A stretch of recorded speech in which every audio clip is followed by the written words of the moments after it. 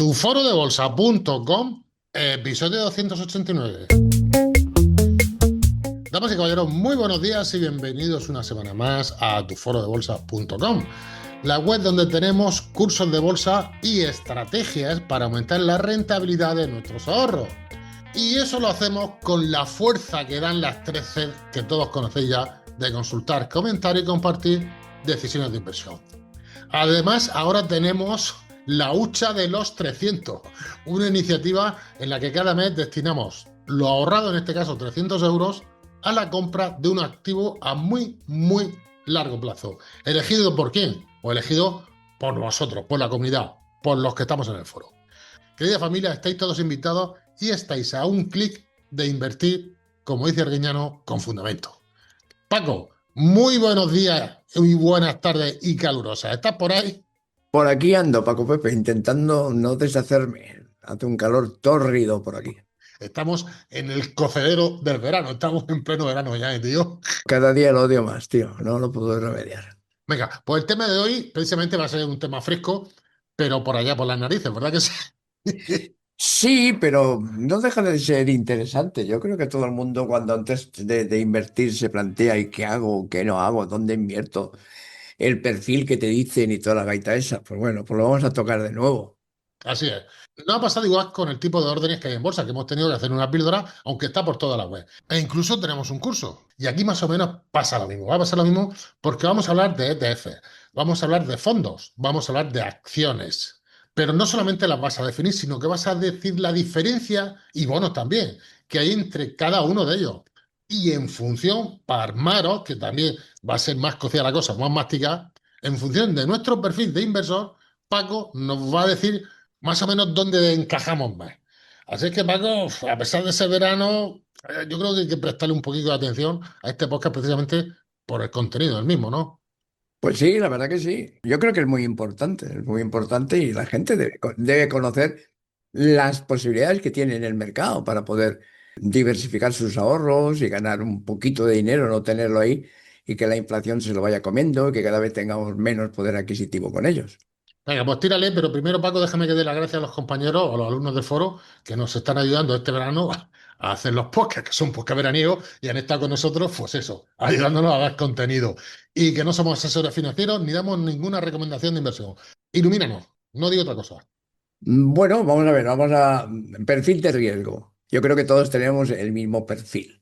Queremos máxima rentabilidad y pocas pérdidas. Así de clarito. Mínimo riesgo. Ese es el perfil que tenemos todos, ¿vale? Pero Totalmente. bueno, a partir de ahí vamos a explicar. Primeramente, podemos invertir en acciones. Bueno, sabemos que es algo más volátil, pero ¿qué es una acción? Pues representa simplemente la parte del capital social de una empresa. Todos hemos admirado a empresas que funcionan. Mira, por ejemplo, que me encantaría que pudiera estar en el mercado, por ejemplo, Mercadona, porque creo que es una empresa que va como un tiro. Otra empresa que me ha gustado de toda la vida y que admiro mucho a sus gestores, Inditex, es decir, Zara, pues eso es una empresón como la copa un pino. ¿El Corte Inglés, Paco? ¿Qué dices del Corte Inglés? No digo nada, ¿vale? Me callo. Bueno, pero Hombre, si me dicen en los años 60, 70, 80, 90 el Corte Inglés, pues ojalá hubiera cotizado el Corte Inglés, que no ha sido el caso tampoco. incluso hasta 2010, incluso, ¿no? 2015 casi que también, ¿no? Sí, pero vamos, primeramente que no cotiza y segundo que no es el caso. No, que no cotice efectivamente. Como has dicho que te gustaría que cotizase, por eso te he preguntado si el Corte Inglés te hubiera gustado que cotizase. Años antes sí, ahora yo si me dijeras de invertir en el Corte Inglés, yo pues, sinceramente creo que hay otras empresas más dinámicas. Pues puedes ser dueño de cada una de esas empresas que te gustan tanto, simplemente comprando sus acciones. Cuando compras una acción, te conviertes en propietario en la fracción de esa empresa que tú has comprado. Puedes participar en los beneficios si los hubiere, e incluso puedes tener voto en la junta de accionistas porque eres un propietario de esa empresa. ¿Cómo generan rentabilidad las acciones? Con lo cual, del dinero que gana una empresa, reparte parte de ellos al accionista y tú los cobras. Y la otra manera de ganar dinero con acciones, la revalorización del precio. Tú has comprado 30 y la acción está a 40, pues esa diferencia es tuya. Lógicamente, como todo tiene un riesgo, las acciones son volátiles. Ahora bien, en función del riesgo está la rentabilidad. A mayor riesgo, el potencial de rentabilidad es mayor. Y al revés. ¿Eh? Y después, lo que a mí más me gusta de todo, y es que tienen una alta liquidez. O sea, le das a la teclita y ese dinero pasa a tu cuenta corriente, en el horario bursátil sin ningún problema. Más cosas, Paco. ¿Has terminado con las acciones? ¿Te queda algo más en la Me cartera? quedan ventajas de las acciones y desventajas, y a partir de ahí pasamos al siguiente capítulo, ¿vale? Venga, sí. Los fondos y todas esas cosas, que me gusta a mí más que me hables de fondos, de ETF y todo lo demás. Bueno, pero para una vez que tengo una escaleta la voy a seguir. Es que te estás viendo arriba, no te le voy a dar más, ¿eh? O sea, ventajas que tenemos con las acciones, lo que hemos comentado. Acceso a los beneficios empresariales y ser propietario de la empresa. A una alta liquidez, lógicamente hay acciones más menos líquidas, pero bueno, no entremos en el tema. Y el potencial de rentabilidad es elevado a largo plazo. Desventajas, porque necesita un seguimiento constante. Tú tampoco te puedes decir compro y me olvido. Ahí entonces te apuntas a tu foro de bolsa, ves el método de medio largo plazo y ya sabes dónde le tienes que poner los stops. Que por cierto, creo que el primer método del mundo mundial para muy, muy, muy largo plazo lo tenemos nosotros, ¿eh? Vamos a ver, que nosotros no hemos inventado el carro, ni la rueda, ni nada de nada. Está todo, está Que todo sí. inventado. Tira para adelante, va con más cosas. Desventajas, pues la alta volatilidad. Y después requieren conocimientos, y eso se los podemos dar nosotros, Paco Pepe. Y asesoramiento para elegir bien. Tú acabas de nombrar los 300 que vamos invirtiendo todos los meses, pues entre todos elegimos dónde poner los huevos en distintos cestos para que no se nos rompan todos al mismo tiempo. Paco, tienes que ser más rápido porque quiero que entre en sí en las diferencias. Lo siguiente, defínamelos más rápido. Porque yo lo que quiero es que nos expliquen las diferencias clave que hay entre los cuatro. El podcast lo hago yo, lo hago como me da la Te la con gana. el tío. Nada, al final dimito, tío. Escucha, que dimito. Hoy ya no entro más por el medio. Estamos en los bonos, ¿vale? Venga, Instrumentos de deuda. Los bonos pueden ser, según el emisor, pues lógicamente pueden ser bonos de Estado, bonos de empresa, bonos de instituciones. Las empresas, para financiarse, también emiten bonos. Los estados emiten bonos para cubrir sus deudas y para darnos servicios sociales. Y estos son muy tranquilitos. Tienen intereses periódicos, te pagan el cupón y te devuelven el capital al vencimiento. Lógicamente, si te metes en empresas que tengan una solera y en estados que no vayan a pegar el petardazo y vayan a darse en quiebra. Y después, si el tipo de interés aquí es importantísimo, el tipo de interés tú al que has comprado, suponte que fuera un 5 y ese tipo de interés va bajando al 4, al 3 o al 2, se revaloriza. Y además de pagarte el 5% al cual tú contrataste el bono, el precio y el principal de ese bono, al bajar tipos, es mucho más interesante el tuyo que el que ha comprado a un 4, a un 3 o a un 2. Con lo cual tu principal en el mercado secundario se amplía y puedes ganar por los intereses más por la diferencia del precio del bono que sube. yo ya estoy tomando notas, Paco, y así te voy preguntando, porque como esto va de diferencia, has dicho que las acciones las emiten las entidades, en este caso las empresas. Los bonos también los emiten las empresas, con lo cual es una cosa que tienen en común. Son dos instrumentos de emisión por parte de las empresas. Sí, aquí lo que pasa es que he metido estados también, porque los bonos los más importantes son los de los estados. Otra cosa que he visto que has dicho es que las acciones dan dividendo y los bonos dan cupón, más de lo mismo. Sí, claro, una rentabilidad te tienen que dar, si no, ¿para qué vas a invertir? Pero has dicho en los bonos una cosa que no has dicho en las acciones, que a lo mejor es que no le afecta, o evidentemente no en la misma proporción que le afecta a los bonos, que es el tipo de interés. En la medida que no lo han nombrado con las acciones, Paco, tengo que pensar que el tipo de interés le afecta muchísimo más a los bonos que a las acciones, que puede ser una diferencia. Sí, y no. O sea, no. El tipo de interés afecta a todo el mundo, hasta a ti, a mí que estamos hablando aquí, ¿vale? Aunque no tengamos deuda, o si tenemos deuda más, efectivamente. Tú tienes una hipoteca y el tipo de interés, lógicamente, te sube o te baja. Si tienes que financiarte ahora, no es lo mismo que financiarte hace 4 años que los tipos de interés estaban prácticamente al cero. Está clarísimo. O sea, que nos afecta a todos, a las empresas y sobre todo a los estados. ¿Pero más a los bonos que a otras cosas o no? Porque yo te he escuchado muchas veces, cuando hay movimientos importantes en los tipos de interés, tú en los directos que hacemos todos los meses o en los resúmenes semanales, siempre nos dices o nos traes a colación los bonos del Estado, sobre todo cuando bajan los tipos de interés. Con lo cual quiero Ujú. pensar que es un factor muy importante en la herramienta del bono, ¿o no? Sí, la herramienta del bono es fundamental, pero en el resto también, ¿eh? Sí, sí, claro. Ten en cuenta que a bajos tipos de interés, mayor liquidez que hay en el mercado, los mercados se han ido a máximos históricos. ¿Por qué? Porque hay mucha liquidez. Fíjate si es importante para todo que los mercados se mueven muy mucho por los tipos de interés, pero tanto los de renta fija como los de renta variable. Luego has dicho una cosa muy importante en las acciones que aquí no lo has dicho en los bonos prácticamente, que es la palabra riesgo. La has nombrado varias veces en las acciones y aquí en los bonos no. ¿Por qué? ¿Alguna diferencia importante? Simplemente porque no he llegado. Ah, vale. Vale. ¿Eh? No he llegado. Es decir, estábamos hablando de cómo se gana dinero con el cupón y por el precio. Ahora hay que decir el riesgo.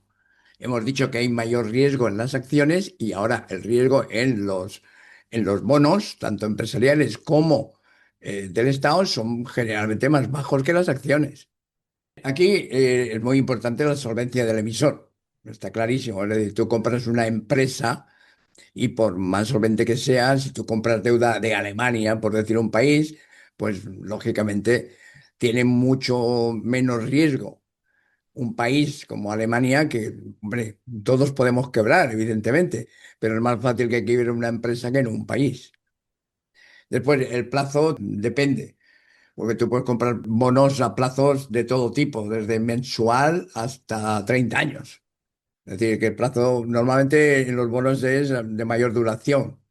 La liquidez en los bonos, pues, hombre, lo puedes meter siempre, lógicamente, en el mercado secundario, aunque la liquidez, lógicamente, es moderada. No son tan líquidos como las acciones, ¿verdad que no? No, no lo son. Vale, No, otra diferencia que apuntarle. exactamente. Las ventajas que tiene es que la renta la tienes clara. Si tú has contratado un bono a X años al 5%, ya sabes cuál va a ser tu rentabilidad. Y ahora sí, para incrementar esa rentabilidad, los tipos de interés tienen que bajar. Ahí aumentas el 5% más lo que hayan bajado los tipos de interés. La volatilidad, lógicamente, no es la de las acciones, No hay prácticamente. es mucho menor, evidentemente. Y este sí que es para un perfil de una persona que es muy conservadora. Los bonos se consideran renta fija, ¿verdad, Paco? Sí, es renta fija, seguro. La renta fija, ¿no? Es como una IPF o una imposición a plazo fijo, pero con más rentabilidad, dicho sea de paso, porque la IPF ya han desaparecido prácticamente, ya no. No, eso ya no existe, ya, Paco Es Pepe. historia. Vale, ahora que nos vas a explicar si has terminado los bonos, que no lo sé. Ahí está claro que la rentabilidad es limitada. Jo, aquí el riesgo de inflación, pues lógicamente, también influye y muy mucho. A medida que sube la inflación, te pueden subir tipos, con lo cual tu principal del bono baja. En fin, eso ya sería un poco más entrar en mucho detalle. Y después, sobre todo, el riesgo de quien emite el bono, si es una empresa triple A o es una empresita que te paga el 15%, pero no sabes si van a cobrarlo. Un podcast tenemos que hacer de eso, de las A, de las triple A y las B, que puede ser curioso, que seguro la mayoría de los que están escuchándonos saben más o menos lo que es, pero podemos entrar en su intríngulis más profundamente. Sí, Yo me lo apunto todo cada vez. hacía referencia al rating. Exactamente. Y podemos hablar de las compañías que lo analizan también, que lo hacen. Me apunta todo, ¿eh? Fondos, Paco, ¿qué nos va a explicar? ¿Los fondos o los ETF? Ahora los fondos. Venga. Fondo, digamos, que además se llama así, un vehículo de inversión colectiva. Normalmente lo emiten por las entidades financieras o hay empresas que emiten fondos también. Normalmente son gestionados, ¿eh? O sea, que hay un equipo profesional que compra aquí, vende allá, invierte en acciones, en bonos, hay derivados también, puede incluso haber divisas, según la política del fondo. Eso te lo tienen que explicar muy bien en el folleto explicativo diciendo este fondo se compone de tanto por ciento de renta fija, tanto por ciento de bonos, tanto por ciento de materias primas, o este fondo está en euros o en dólares o en yenes, por ejemplo. Los fondos pueden ser de renta fija solo, es decir, son bonos de renta fija y punto, fondos de renta variable y los mixtos. Los hay de todo tipo, ¿eh? Igual que hablaremos ahora de los ETFs, hay fondos para todo, para todo, para todo. Curiosamente, Paco, la gente o los que estamos andando por la calle, normalmente decimos, voy a invertir en acciones o voy a invertir en fondos. Nunca dice, muy poco dice, voy a invertir en bonos. Es decir, la alternativa a las acciones son los fondos. Cualquier inversor, no, no, tengo acciones. No, no, yo tengo fondos de inversión. ¿Inversión de qué?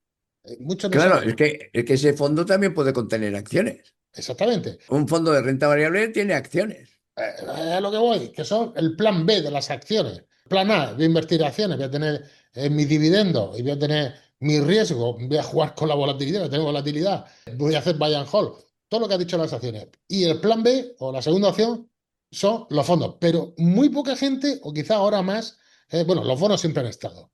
Lo que quiere decir que muy poca gente ahora más se está nombrando el tema de los ETFs. Poco a poco la cultura financiera va creciendo y los ETFs va Sí, siendo...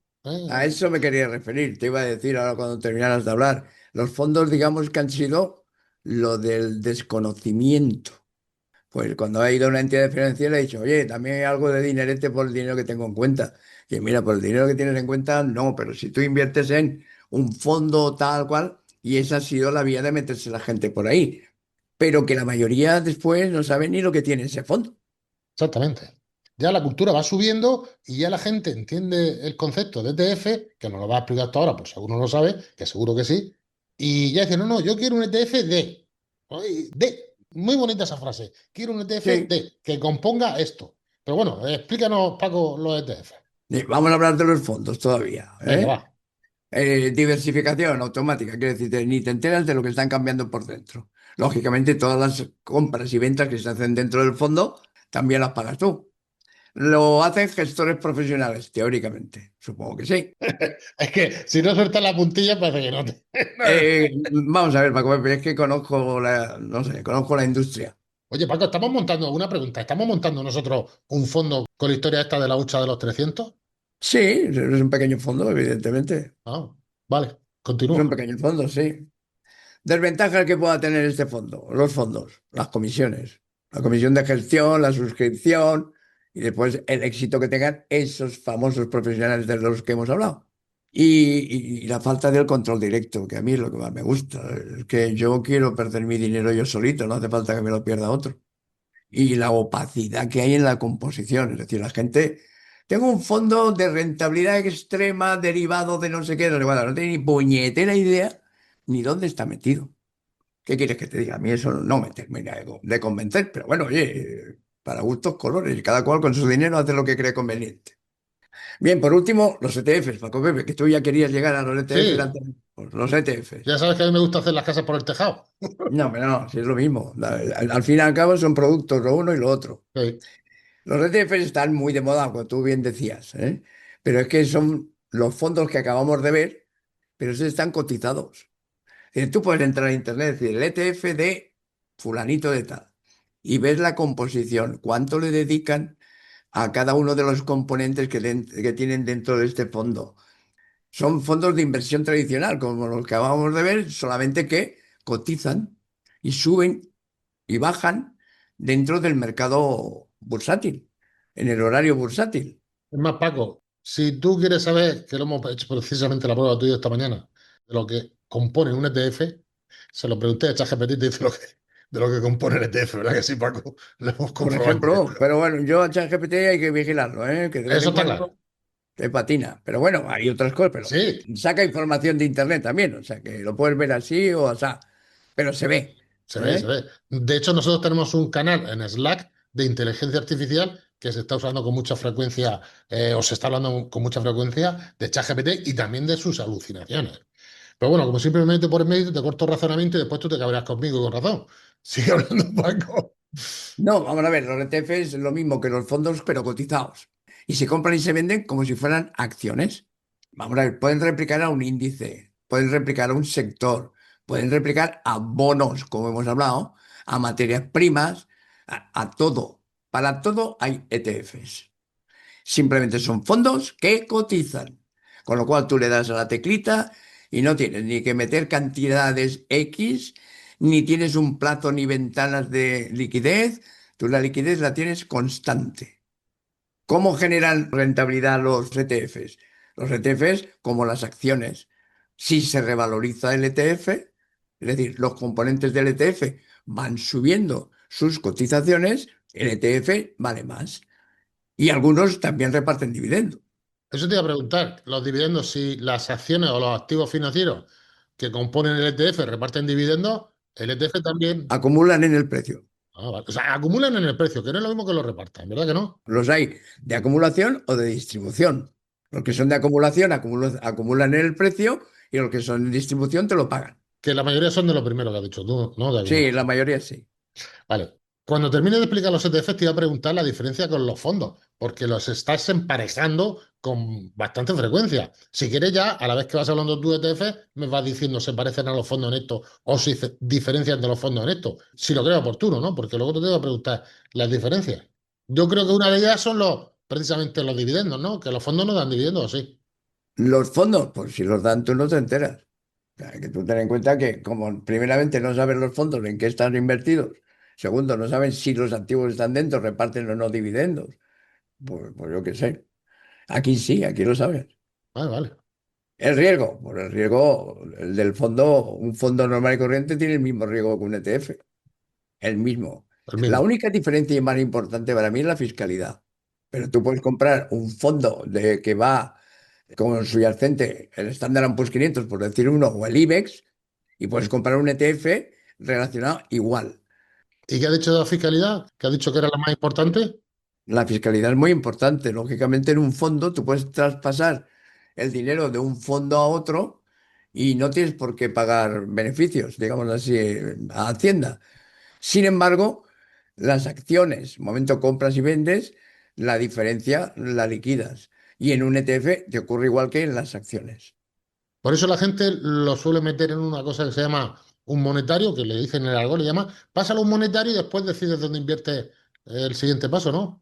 Sí, sí, sí, ese es un paso que se da normalmente. Es decir, cuando un fondo ves que ya no va o no se están dando las circunstancias para continuar dándote rentabilidad, lo cierras, lo pasas a un monetario mientras decides a dónde quieres reinvertir. Efectivamente, al final vas a pasar por caja. Lo que pasa es que pasa solamente una vez. Y en las acciones y ETFs, como tú has dicho, tienes que pasar por caja o no. Si es el caso que tengas pérdida, no es el caso. Si estás apuntado a tuforobolsa.com por 180 euros al año, que da vergüenza hasta decirlo, en este caso, pues vas fiscalizando, vas sumando y restando tus operativas, todos los ejercicios económicos. ¿Más cosas, Paco? ¿O ya nos queda? Pues bueno, por ejemplo, los ETFs tienen un coste bastante bajo, bastante más bajo que un fondo tradicional. Con lo cual, si vienes a ver, lo comido por lo servido. Es decir, si tú al final tienes que pagar por todos los beneficios, sea antes, después o cuando sea, aquí ya tienes una cosa, y es que el costo de un ETF es bastante más barato que un fondo tradicional. Tienes transparencia porque sabes dónde inviertes. Tienes transparencia, ¿te parece poco? Eso es fundamental, ¿eh? Saber dónde estoy. Para mí sí, pero bueno, hay quien no. ¿Ves que has dicho como la principal diferencia es la fiscalidad? Yo creo que es esta, la transparencia. Yo creo que Sí, quizás sí, sea pero esta. vamos, la fiscalidad también la hay, evidentemente. La Sí, sí, pero lo fiscalidad, más importante es la transparencia, ¿no? Saber dónde sí, está mi sí, pasta. está claro. Vale, vale. Sea, la facilidad de acceso a mercados es total. Tú puedes ir a mercados completos, a sectores o a estrategias complejas, lo que quieras. Hay ETFs para todo. No hay gestión activa. ¿Qué significa eso? Coño, porque no hay los típicos profesionales detrás que son los que te gestionan el fondo y te Ah, vale. compran de aquí, te venden de allá y tal. Normalmente tú cuando compras un ETF, hombre, también hay movimientos, porque si hay empresas que no dan la talla, la quitan del ETF y ponen otras nuevas. Pero bueno, hay ETFs de todo tipo, los hay apalancados, los hay inversos, es decir, te puedes poner corto. Hay para todo, Pero Paco, si yo soy inversor de largo plazo, yo podría elegir cualquiera de los cuatro instrumentos financieros que acabas de decir. perfectamente. Pero si soy de corto plazo, solamente me quedan acciones y ETFs, ¿no? Sí, Porque digamos que fondos y bonos son más bono, bueno, relativos. un bono puedes comprar a 2 meses o un mes, o sea que también puedes, Si soy de corto, solamente me quedan dos. Y si soy de largo, las cuatro me sirven, ¿no? te sirve perfectamente, sí. Vale, en cuanto a rentabilidad, digamos, rentabilidad esperada o Sí. la curva de riesgo. Demos riesgo, no rentabilidad. De los cuatro, ¿cuál tiene más riesgo o menos riesgo? Pues lógicamente a medida que van siendo más rentables tienen más riesgo. Por ejemplo, acciones, pues tiene una rentabilidad alta y un riesgo medio alto. Los bonos, baja rentabilidad o estable, es decir, pues sabes perfectamente cuánto te van a pagar y el riesgo es bajo, dependiendo del emisor, evidentemente, como siempre. Los fondos de inversión, depende del tipo de fondo, tienen una rentabilidad más o menos. Más bueno. Y depende del fondo, evidentemente. Ahí no nos podemos meter, porque eso ya es de gestión de profesional.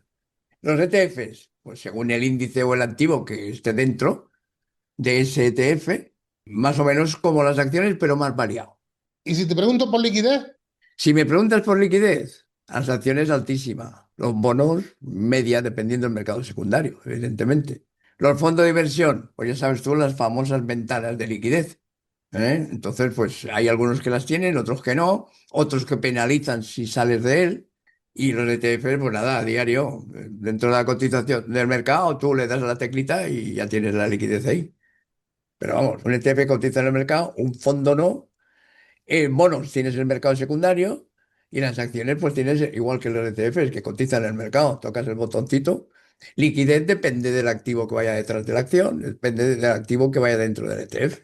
vale. Ya, y para terminar, Paco, según mi perfil de riesgo, es decir, si soy agresivo, ¿cuál elijo de los cuatro? Si eres agresivo, Sí, renta variable, acciones o acciones. ETFs basados en acciones. Acciones y ETF basado en acciones. Si soy un inversor con perfil moderado, Combinarías bonos y acciones o ETFs y bonos. ETF y bono o ETF, bono y acciones. Sí, puedes mezclar las tres. Si eres agresivo, acciones, ETFs. Si eres mediano, como has dicho, acciones, bonos, ETFs, Y si soy hiperconservador, bonos. bueno, ya está. O bonos, o darle un porcentaje de un 60% a los bonos y un 40% a renta variable.